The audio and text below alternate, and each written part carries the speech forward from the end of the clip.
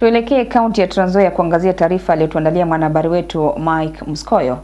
Wazee wa koo saba za jamii ya Sabaot katika kaunti ya Trans Nzoia, Bungoma na taifa jirani la Uganda wameendeleza mikakati ya kuondoa laana wanayosema iliwekwa na mababu zao chini ya miti miwili ya mikuyu ili kuwezesha jamii hiyo kunawiri kimaendeleo, mbali na kumaliza uhasama kati ya jamii hiyo na ile ya Wabukusu.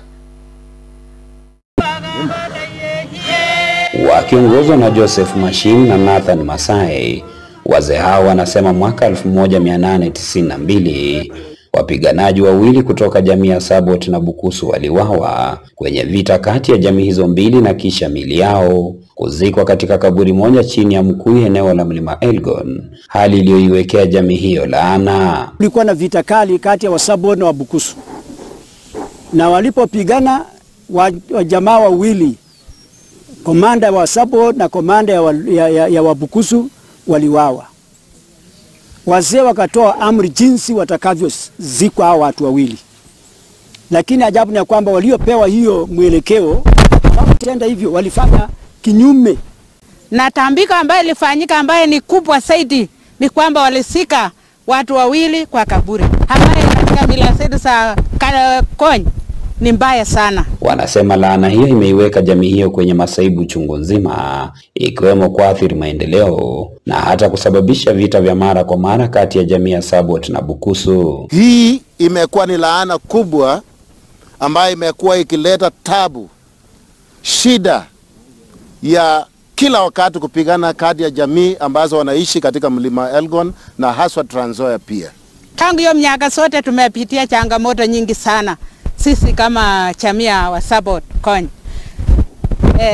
Ya kwanza kabisa, sisi hata tukifunza watoto wetu hawaendi mahali. Tulifika mahali hata hatuna sai wase, hata hatuna watoto. Ukishika mimba kuna kitu nalipuka, unastuka mimba inatoka.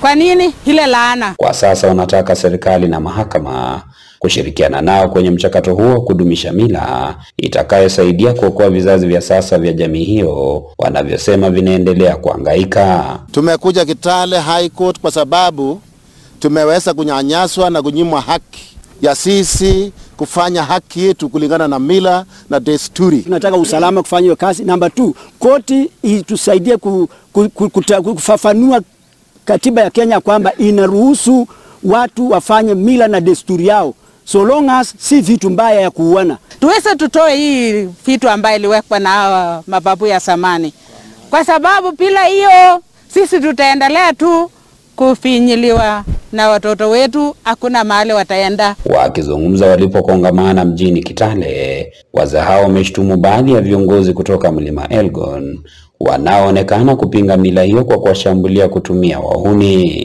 Tuko na viongozi ambao wangetusaidia kuleta wacha zetu mbele, hawamekataa.